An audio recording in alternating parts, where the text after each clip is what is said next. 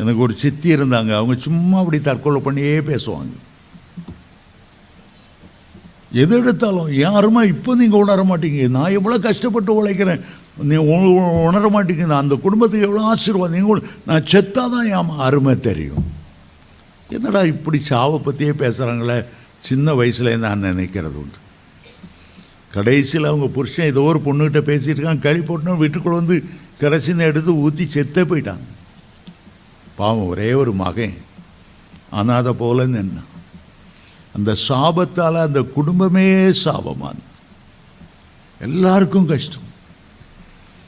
நாவினாலே வருகிற சாபத்துக்கு நாம தான் உத்தரவாதி. உன் நாக்கை நீங்க தான் பயன்படுத்துறீங்க. ஆண்டவர் இந்த நாக்கில் எலும்பே வைக்கல, நரம்பு இல்லாத ஒரு நாக்கு. இந்த நாக்கை ஒரு பத்திரமா 32 பல்லுக்கு நடுவில் இதை மீறி வெளியே வந்துடாத, பத்திரகாளி மாதிரி பேசாத உள்ளே போட்டு வச்சிருக்காரு. வெளியே வந்தால் தீப்பிடிச்சோம். இந்த பாஸ்பரஸை தண்ணிக்குள்ளே ஊற வச்சிருப்பாங்க. அதுபோல் தான் ஆண்டவர் நாக்க பாதுகாப்பான இடத்துல ஊற வச்சிருக்காரு, சாபம் வந்துடக்கூடாது என்பதற்காக. நீ என்னதான் பஞ்சம் வந்தாலும் ஆண்டவர் உன்னை பார்த்து சொல்லுகிறார், கர்த்தர் உன்னை நித்தமும் நடத்தி மகாவறட்சியான காலத்திலும் உன்னை திருப்தியாக்கி உன் எலும்புகளை நிணமுள்ளதாக்குவார். நீ நீர்ப்பாய்ச்சலான தோட்டத்தை போலவும் வற்றாத நீரூற்றை போலவும் இருப்பாய் என்று ஏசாயா 58:11 வேதம் சொல்லுகிறது. உங்கள் குடும்பத்தில் யாராவது தோல்வியான வார்த்தை, எதிர்மறையான வார்த்தை சொன்னா நிறுத்துங்கன்னு சொல்லுங்க. உன் பிள்ளைய பார்த்து, மாடை மிருகமே, உன் மண்டையில் அறிவில்லையா, களிமண் தான் அப்படி யாராவது பேசினாங்கன்னா நிறுத்துங்கன்னு சொல்லுங்க. உங்கள் ஹஸ்பண்டே சொன்னாலும் உங்கள் ஒய்ஃபே சொன்னாலும் பிள்ளை அப்படி சொல்லாதுங்க, ஆசீர்வதிங்க. சாபமான வார்த்தைகள் பேசாதுங்க, நிறுத்துங்கன்னு சொல்லுங்க. ஏன்னா அவங்க பேசிவிட்டு போயிட்டு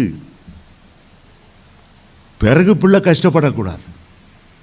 ஒரு நல்ல படித்த பிஸ்னஸ் மேன் இருந்தார். ரொம்ப கஷ்டப்பட்டு உழைச்சி 3 ஃபேக்டரி ஆரம்பித்தார். 3 தோல்வி,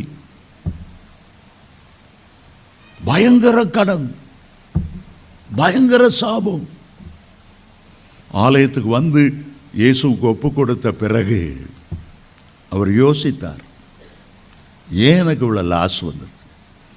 அப்போ தான் ஞாபகம் வந்தது, சின்ன பிள்ளையில் அப்பா பேசின வார்த்தைகள். நீ உருப்பட மாட்டா, நீ கழுத மேய்க்க தான் லாய்க்கு.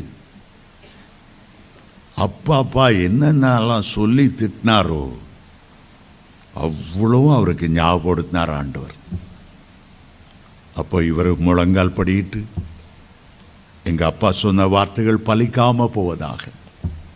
எங்கள் அப்பாவை நான் நேசிக்கிறேன், எங்கள் அப்பாவை நான் வெறுக்கலை, ஆனால் எங்கள் அப்பாவுக்கு மேலே நீர் பரமபிதாவாய் என்னுடைய தகப்பனா இருக்கிறேன். என் துயரப்பட்ட நாட்கள் முடியட்டும், வேதனை அனுபவித்த வருஷங்கள் முடியட்டும், நீர் என்ன ஆசீர்வாதம். எங்கள் அப்பா என்னை சபிச்சதெல்லாம் நான் மன்னிச்சிடுறேன். எங்கள் அப்பா ஆசீர்வாதமாக இருக்கும்படி எங்கள் அப்பாவை நான் ஆசீர்வதிக்கிறேன், பூமியில் இல்லாட்டா கூட.